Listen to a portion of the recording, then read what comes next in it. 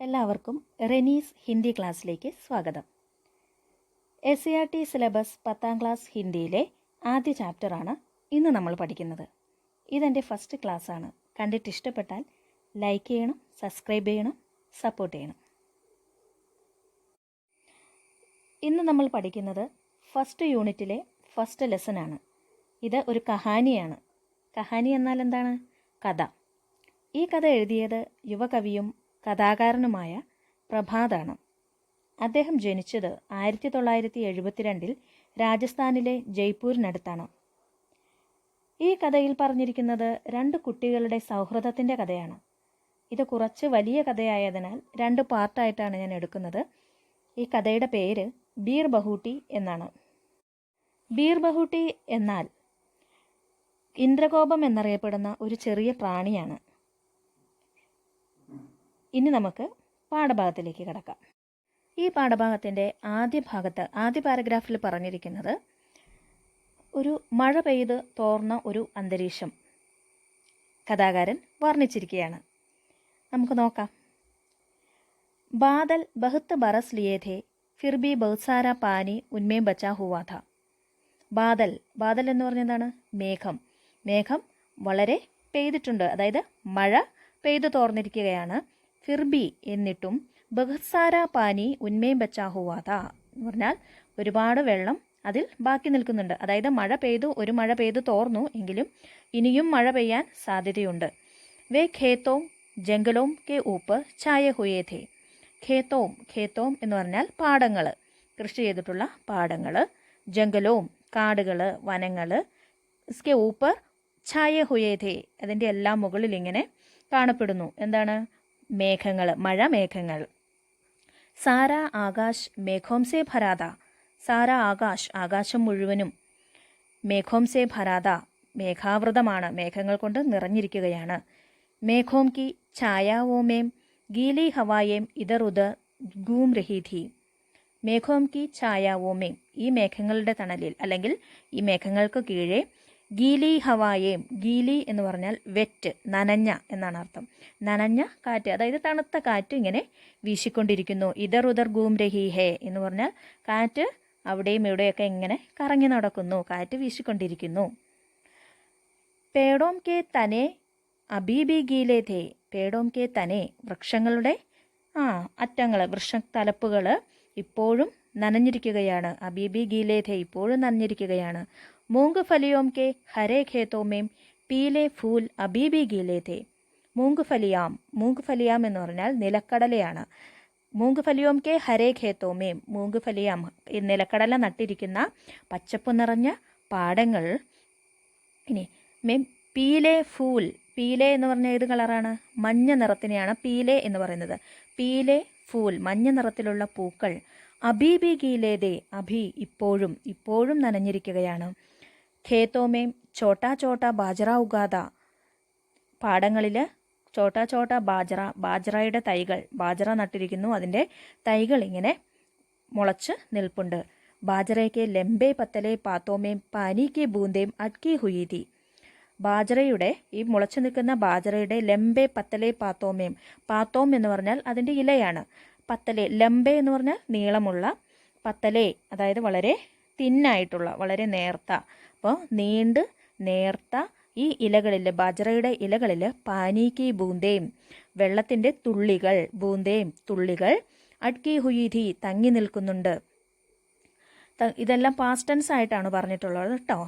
ഥീ എന്ന് പറയുന്നത്, ഥീ എന്ന് പറയുന്നത് നമ്മൾ പാസ്റ്റ് ടെൻസ് പറയുമ്പോഴാണ്. അപ്പോൾ അട്കി ഹുയി ഥീ എന്ന് പറഞ്ഞാൽ തങ്ങി നിൽപ്പുണ്ടായിരുന്നു. ബാരിഷ് കി ഹവാമേം ഗീലേ ഖേത്തോം और बारिश की हरियाली की गंध गुली हुई थी. बारिश की हवाമേം ഗീലേ ഖേത്തോം.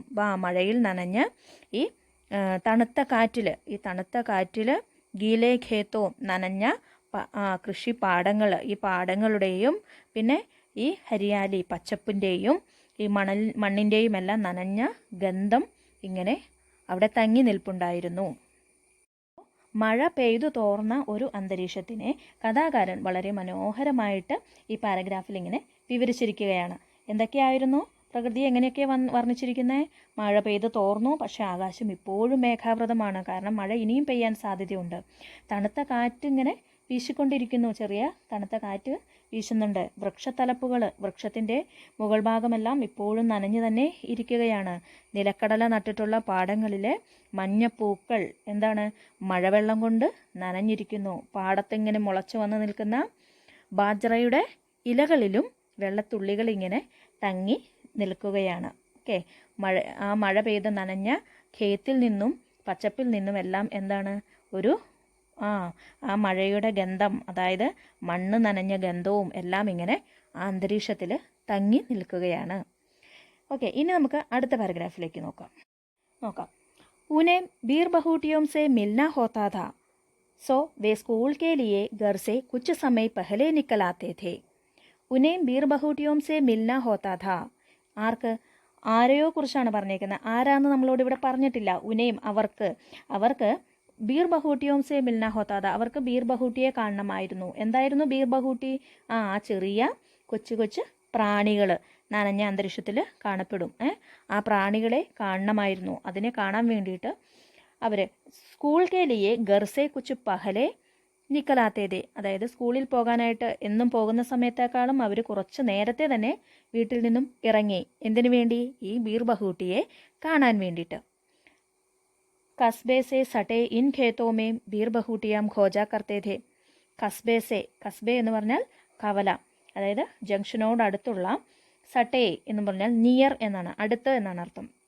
അപ്പോൾ കവലയുടെ അടുത്തുള്ള ഇൻ ഖേത്തോമേം, ഈ പാടങ്ങളിൽ ബീർ ബഹൂട്ടിയാം ഖോജാ കർത്തേതെ, അവർ ബീർ ബഹൂട്ടിയെ തിരയുമായിരുന്നു. സുർഖ് മുലായം ഗദ്ബദി ബീർ ബഹൂട്ടിയാം. സുർഖ് മുലായം ഗദ്ബദി ബീർ ബഹൂട്ടിയാം. അപ്പോൾ ഇതൊരു ക്വസ്റ്റ്യൻ ആയിരിക്കാം. ബീർ ബഹൂട്ടി എങ്ങനെയായിരുന്നു ബീർ ബഹൂട്ടി? എങ്ങനെയുള്ള ബീർ ബഹൂട്ടി? കൈസാ ഥാ. ബീർ ബഹൂട്ടി കൈസാ ഥാ എങ്ങനെയായിരുന്നു? സുർഖ് എന്ന് പറഞ്ഞാൽ റെഡ്, ചുവന്ന നിറത്തിൽ. മുലായം വളരെ സോഫ്റ്റ് ആയിട്ടുള്ള. ഗദ്ബദി ബീർ ബഹൂട്ടിയാം വളരെ മനോഹരമായ ബീർ ബഹൂട്ടിയാം, അരുമയായിട്ടുള്ള. ഓക്കെ, ബീർ ബഹൂട്ടിയാം. ധർത്തി പർ ചൽത്തി ഫിർത്തി ഖൂൻ കി പ്യാരി പ്യാരി ബൂന്തേം. ധർത്തി എന്താണെന്നറിയാലോ? ഭൂമിയിലൂടെ.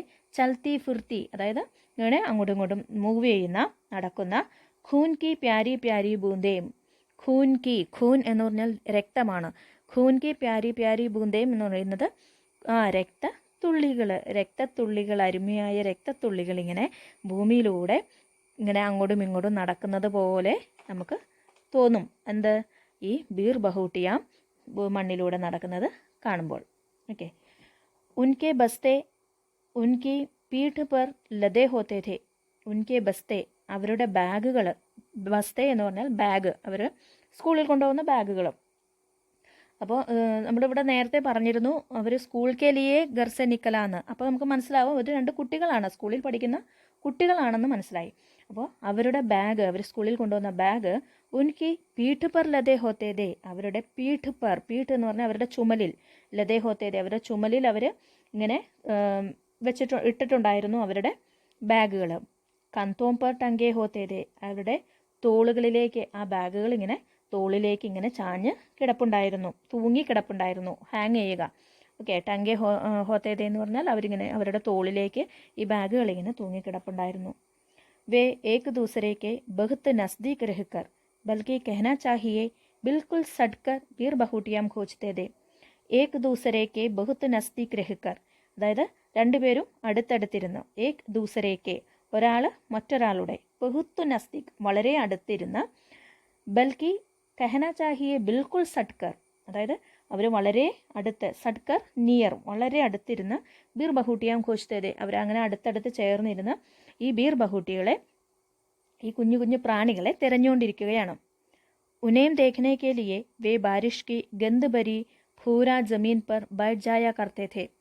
അതിനെ കാണാൻ വേണ്ടിയിട്ട് ഈ മഴ കൊണ്ട് നനഞ്ഞ, ഈ മഴയുടെ മണമുള്ള, അല്ലെങ്കിൽ ഈ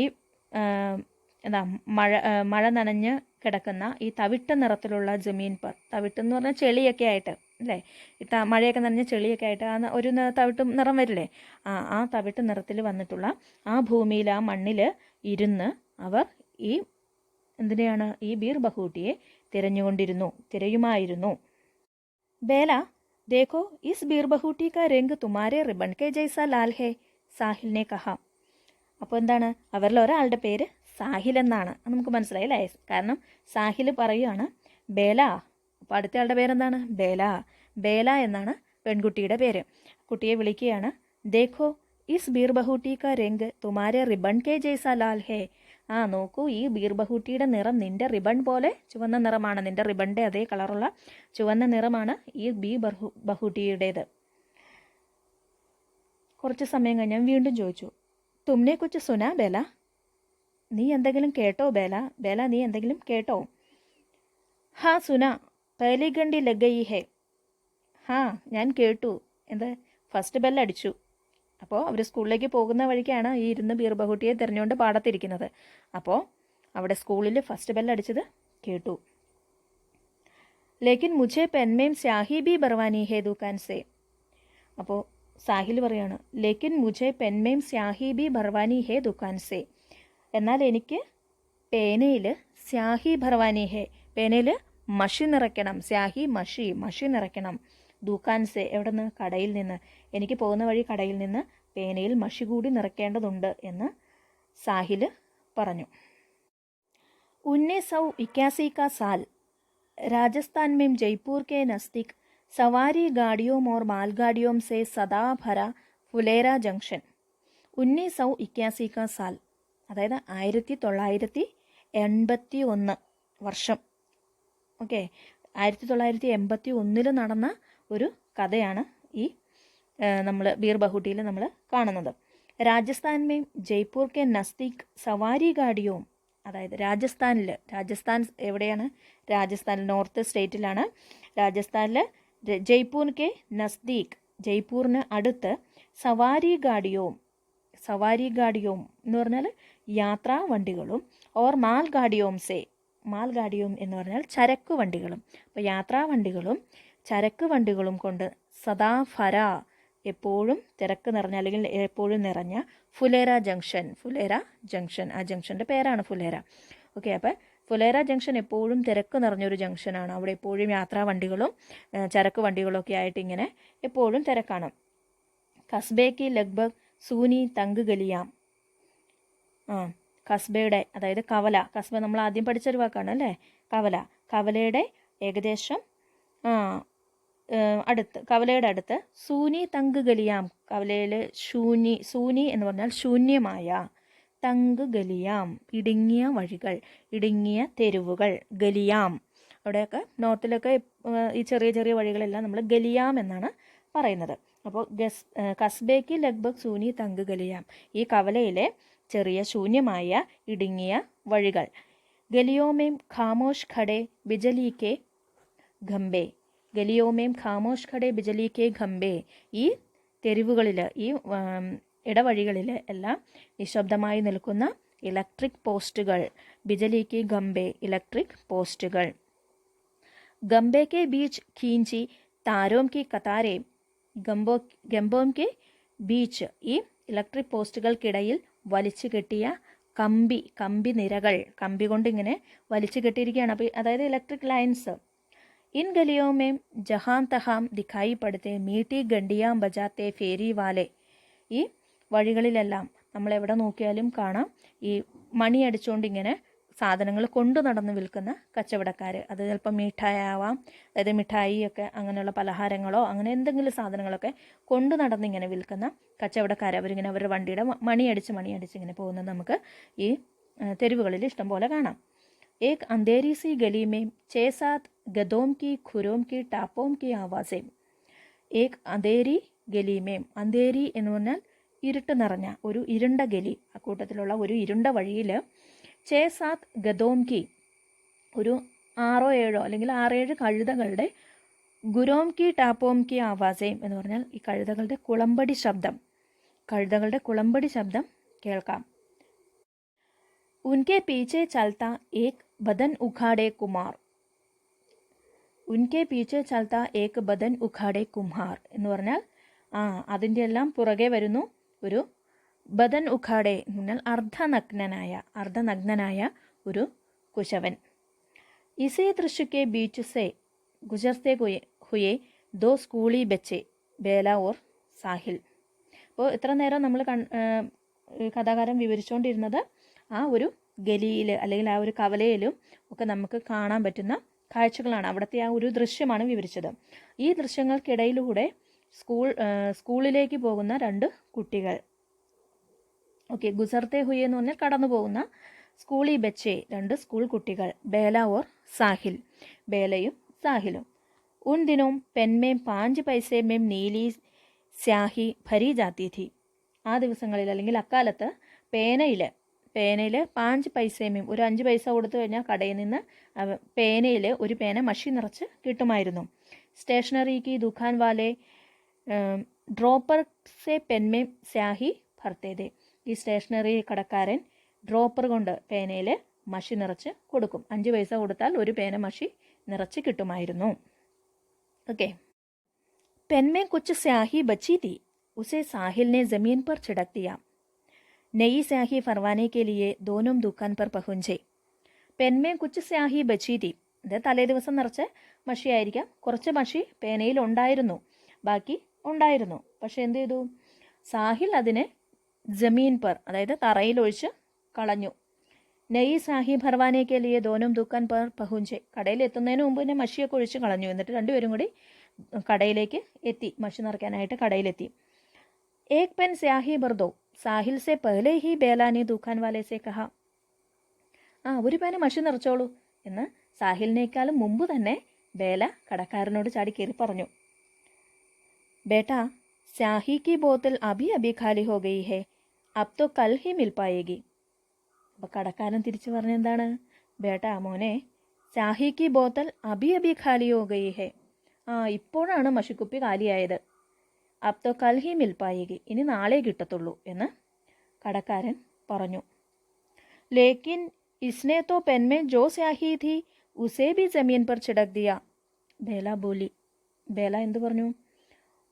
എന്നാൽ പേനയിൽ ഉണ്ടായിരുന്ന കുറച്ച് മഷി കൂടി അവനിപ്പോൾ ഭൂമിയിൽ ഒഴിച്ച് കളഞ്ഞു.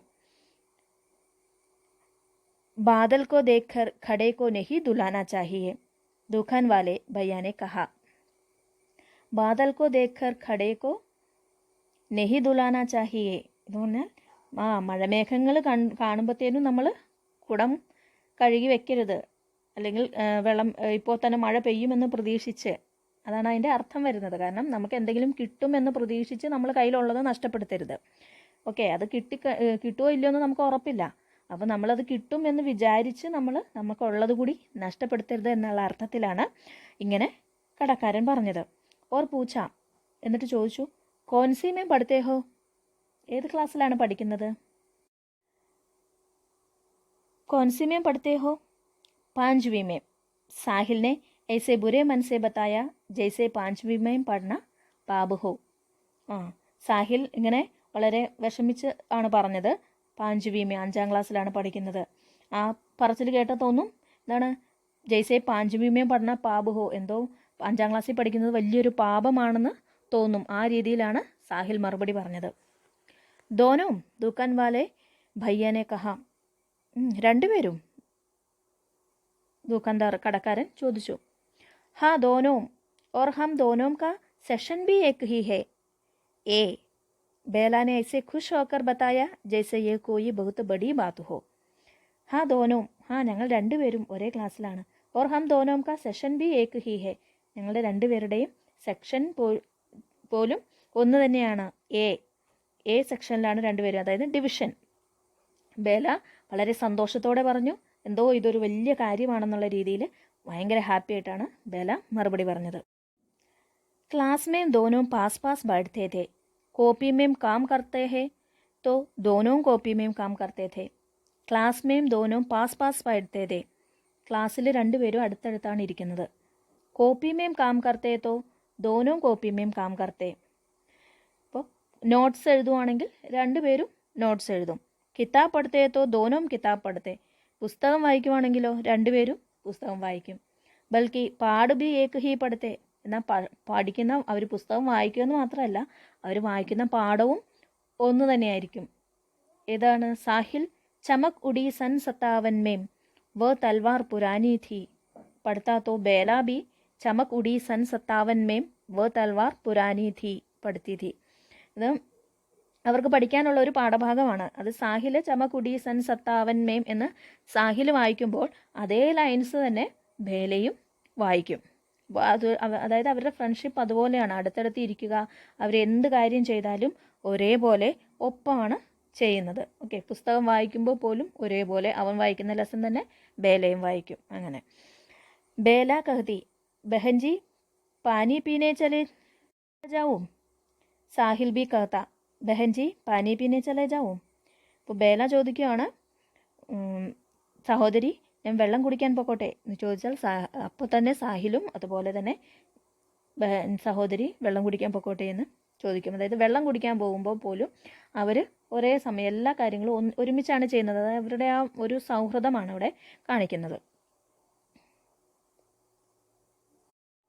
गणित के माट साहब सुरेंद्र जी का पीरियड खेलगंडी के बाद आता था. गणित के माट साहब ഗണിത മാത്സ് പഠിപ്പിക്കുന്ന അധ്യാപകൻ, കണക്ക് അധ്യാപകൻ സുരേന്ദർജിയുടെ ജി എന്ന് പറഞ്ഞാൽ അറിയാമല്ലോ നിങ്ങൾക്ക്. സുരേന്ദർജി എന്ന് പറയുന്നത് അദ്ദേഹത്തിന് ബഹുമാനത്തോടെ ജി ചേർത്ത് വിളിക്കുന്നു. അപ്പോൾ മാട്ട് സാബ് സുരേന്ദർജി കാ പീരിയഡ് ഖേൽഗണ്ടി കെ ബാദ് ആത്താ ഥാ. അവരുടെ ഗെയിംസ് കഴിഞ്ഞു വരുന്ന പീരീഡിനാണ് കണക്കിൻ്റെ ക്ലാസ് വരുന്നത്. അപ്പോൾ ബെച്ചെ ഒൻസെ കാംതേതെ, കുട്ടികൾ അദ്ദേഹത്തെ കണ്ട് ഭയങ്കര പേടിയായിരുന്നു. കണക്കധ്യാപനെ ഭയങ്കര പേടിച്ചിരുന്നു. और ഖേൽഗണ്ടി के बंद होने से 2 मिनट पहले ही अपनी अपनी जगहों पर आकर बैठ जाते थे. അപ്പോൾ ബെല്ലടിക്കുന്നതിന് 2 മിനിറ്റ് മുമ്പ് തന്നെ എല്ലാ കുട്ടികളും വന്ന് അവരുടെ ക്ലാസ്സിൽ കയറി അവരവരുടെ സീറ്റിൽ കയറി ഇരിക്കും. സുരേന്ദർജി മാട്ട് സാബ് ഇസി പീരിയഡ് മേ കോപ്പി ജാഞ്ചത്തെ ഥേ. കോപ്പി ജാഞ്ചത്തെ ഥേ എന്ന് പറഞ്ഞാൽ അവരുടെ നോട്ട്സ് ഒക്കെ കറക്റ്റ് ചെയ്യുക, നോട്ട്ബുക്ക് ഹോംവർക്ക് ഒക്കെ ചെക്ക് ചെയ്യുക. അപ്പോൾ സുരേന്ദർജി എന്ത് ചെയ്യും, ആ പീരീഡിൽ തന്നെ അവരുടെ ബുക്കുകളെല്ലാം ചെക്ക് ചെയ്യുമായിരുന്നു. ജറാസി ഗൽത്തി പർ ബച്ചോം കോ ഇധർ ഉധർ ഫേക് ദേത്തെ ഥേ. ജറാസി ഗൽത്തി പർ, ചെറിയൊരു മിസ്റ്റേക്ക് ഉണ്ടെങ്കിൽ പോലും ബച്ചോം കോ, കുട്ടികളെ ഇധർ ഉധർ ഫേക് ദേത്തെ ഥേ. ഫേക്ന എന്ന് പറഞ്ഞാൽ എറിയുക എന്നാണ് അർത്ഥം. ഇവിടെ വരുമ്പോൾ തള്ളുക വലിക്കുകയൊക്കെ ചെയ്യുക, കുട്ടികളെ തള്ളുക, അങ്ങനെയുള്ള ചെറിയ ചെറിയ ശിക്ഷാരീതികളൊക്കെ അദ്ദേഹം നടത്തിയിരുന്നു. യാ ഛാപ്പട്ട് മാർനെ ലഗ്തേ ഥേ, അല്ലെങ്കിൽ കുട്ടികളെ അടിക്കുമായിരുന്നു. ഉൻക ഹാത്ത് ചലന ശുരു ഹോത്ത തോ രുക്ന ഭൂൽ ജാത്താ ഥാ. അദ്ദേഹത്തിൻ്റെ കൈ ചലന ശുരു ഹോത്ത, അല്ലെങ്കിൽ ഇവരിങ്ങനെ അടിക്കാൻ തുടങ്ങിക്കഴിഞ്ഞാൽ അത് നിർത്താൻ പോലും അദ്ദേഹം മറന്നു പോകുമായിരുന്നു, കാരണം അത്രയധികം ശിക്ഷിക്കുമായിരുന്നു. ഏക് ദിൻ സുരേന്ദർജി മാട്ട് സാബിനെ ബേലാക്കെ ബാലോമേ പഞ്ചാ ഫസായ. ഒരു ദിവസം സുരേന്ദർജി ബേലയുടെ മുടിയിൽ തന്നെ പിടുത്തുവിട്ടു. पर शायद जिस गलती को पाकर वे उसके बाल पकड़कर फेंकने वाले थे वह गलती थी ही नहीं. പക്ഷേ അന്ന് ഏത് തെറ്റ് കൊണ്ടാണോ അല്ലെങ്കിൽ ഏത് തെറ്റ് ചെയ്തു എന്ന് കരുതിയാണോ അദ്ദേഹം നമ്മുടെ ബേലയെ പക്കഡ്കർ ഫേക്നെ വാലേ ഥേ, അതായത് ബേലയെ പിടിച്ച് തള്ളാനായിട്ട് അദ്ദേഹം ഒരുങ്ങിയത്, പക്ഷെ അതൊരു തെറ്റു ആയിരുന്നില്ല, അവൾ ചെയ്തിരുന്നത് തെറ്റായിരുന്നില്ല. ഉനോനെ ബേലാക്കോ ചോട് ദിയ. അപ്പോൾ അദ്ദേഹം അവളെ വിട്ടു. ബേല കെ ഭയഭീത് ചെഹ്റേക്കോ ദേക്കർ സാഹിൽ ബുരി തര ഡർ ഗയാ ഥാ.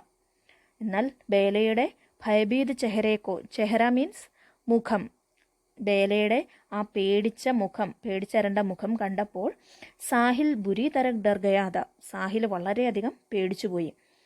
ഉസ്നെ ദേഖ കി ബേലെ കെ പാവ് അബി ബി കാംബ് രഹേ ഹേ.